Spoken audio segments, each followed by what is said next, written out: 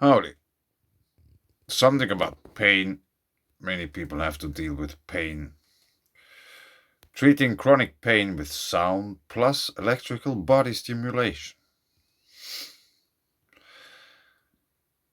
Topics: Biomedical Engineering, Chronic Pain, Neuroscience, University of Minnesota, by University of Minnesota, August 12th, 2022. Everything is electric. The University of Minnesota Twin Cities-led team has found that electrical stimulation of the body combined with sound activates the brain's somatosensory cortex, increasing the potential for using the technique to treat chronic pain and other sensory disorders.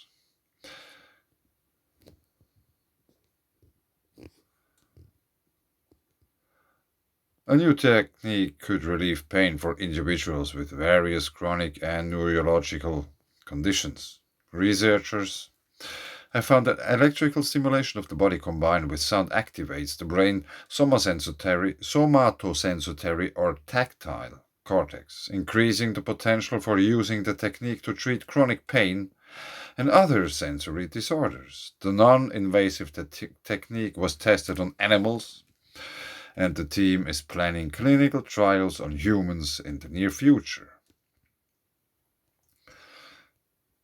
A University of Minnesota Twin Cities-led team conducted the study. The paper was published recently in the Journal of Neural Engineering, a highly regarded, peer-reviewed scientific journal for the interdisciplinary field of neural engineering. During the experiments, the scientists played broadband sound while electrically stimulating different parts of the body in guinea pigs. They discovered that the combination of the two activated neurons in the brain's somatosensory cortex. Two neurons activated in the brain's somatosensory cortex. Yeah, this must be a pain in the listening to my reading. But let's continue. This is the area that is responsible for touch and pain sensations throughout the body. In their experiments, the researchers used needle stimulation. Oh, cute. Guinea pigs. However, similar results could be achieved using electrical stimulation devices such as transcutaneous electrical nerve stimulation, TENS units. They are widely available for anyone to buy at pharmacies and other stores. But the patches are really hard to get because there are supply shortages. The scientists hope that their results will lead to a therapy for chronic pain that's safer and more accessible than drug treatments. Chronic pain is a huge issue for a lot of people, and for most, it's not sufficiently treatable, said Cory Gluckner, lead author on the paper, a 2017 PhD alumnus of the University of Minnesota Twin Cities Department of Biomedical Engineering, and an assistant professor at John Carroll University. Right now, one of the ways that we try to treat pain is opioids. Opioids? And we all know that doesn't work out well for many people. This, on the other hand, is a non-invasive, simple application. It's not some expensive medical device that you have to buy in order to treat your pain. It's something that we think would be available to pretty much anyone because of its low cost and simplicity. The research team plans to continue investigating this multimodal approach to treating different neurological conditions. Perhaps in the future they can integrate music therapy to see how they can further modify the somatosensory cortex.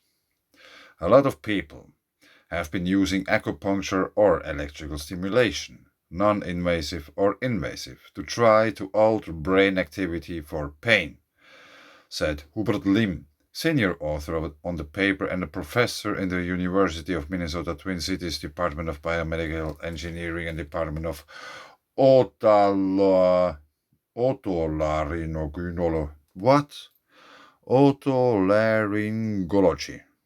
Whatever that is. Our research shows that when you combine this with sound, the brain lights up even more. Lim said this opens up a whole new field of using this biomodal and multimodal stimulation for treating diseases. It's odd to think about using sound to treat pain. What? No, it's not. I have been told to suffer from fibromyalgia.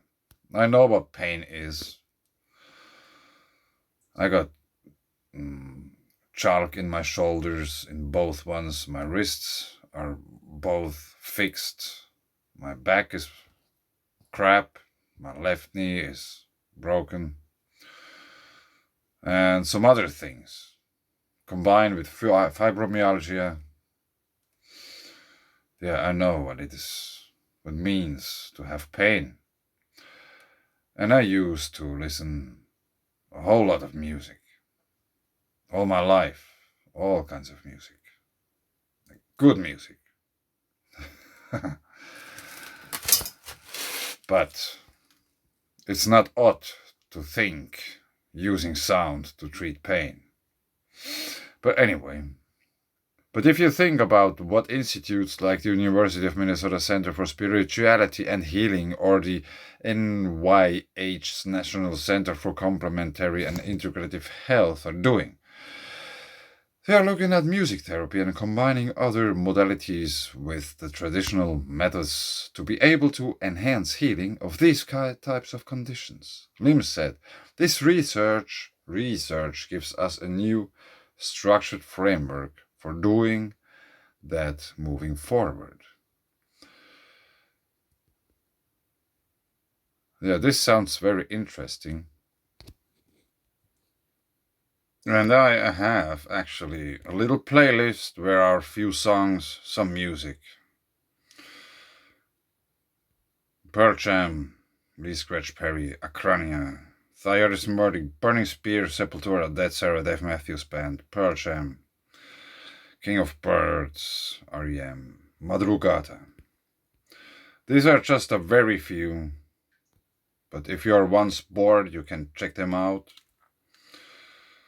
They are different in nature. And one thing is maybe you should read the text of the song as well, if you don't understand what he's saying, especially the metal songs. They are a little bit hard to understand every now and then.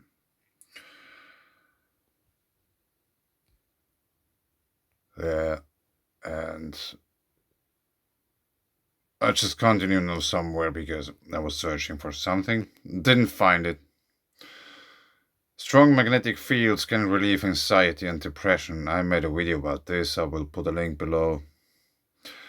And I've been also talking about fibromyalgia. There was this kind of physiotherapist, or however you call it, like people to show you how to move in order to get some pain relief and stuff like that. And he was showing me pictures of a brain from people who suffer from fibromyalgia and people who don't suffer from fibromyalgia. And there was quite some activity in the fibromyalgia people's brain, like a firework. And I made a video about that too, but I don't remember the name of it or whatever. But a long story short, I once thought about this activity in the brain, which is caused, or however you want to put it, by or through fibromyalgia. So then I thought, like, if there is activity in the brain which creates all this pain and illusions in a way, because they're just amplified. They might be not there at all, but they can feel really real because they're happening in your brain. I don't know. It's hard to find anyone to talk about this. So I talk to my phone. But anyway, I thought about this large activity in the brain by fibromyalgia. So I thought, is it possible to use it for something else as well, except to feel pain, which sucks? Is it possible to use some of this energy for thinking, figure stuff out, and these kind of things? And all my videos are part of this experiment. And no guinea pigs needed for this. This is just my own, very own experiment. And all my videos are this kind of daily report, or like, they're just a small part of the whole thing.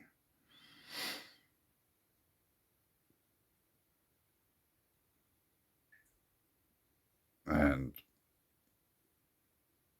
since we are talking about magnetic fields, electric currents, and all these kind of things, it's not far. Like, if you just scale it up a little bit, you are already in the weather, in geology, and all this kind of stuff. If you scale it more up, you are talking about cosmology. If you go more down in the scale, from human scale, you will find yourself reading about blood plasma, and these kind of things. Why is our blood red? Because there's so much iron in it. And iron reacts very strongly to electromagnetism, as everybody knows.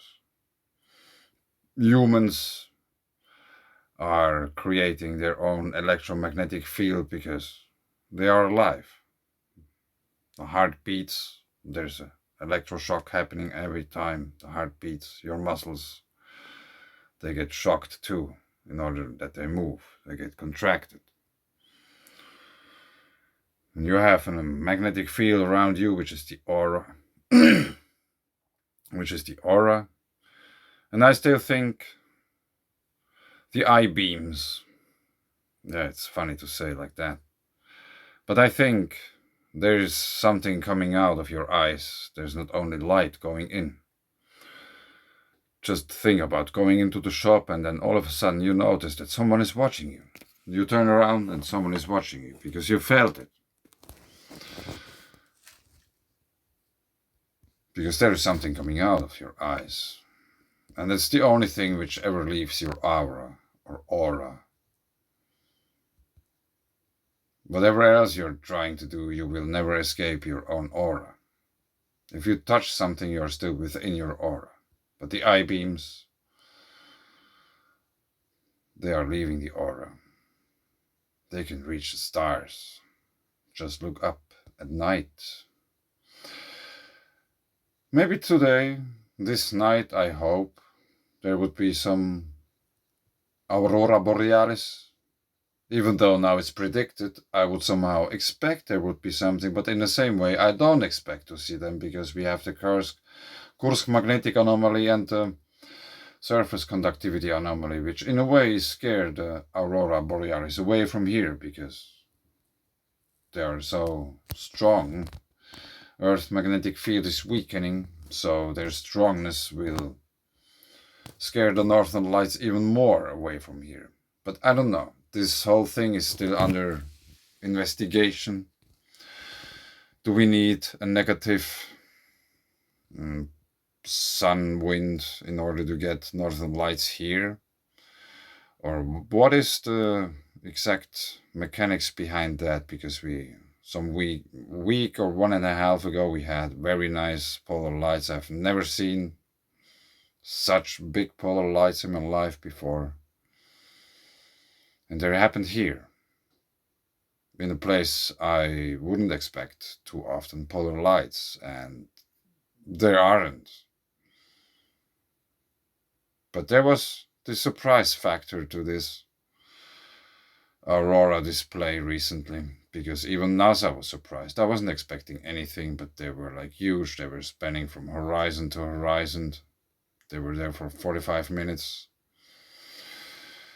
Now we have quite some geomagnetic activity going on. Stuff is still coming. CME, like in some 36 hours or something.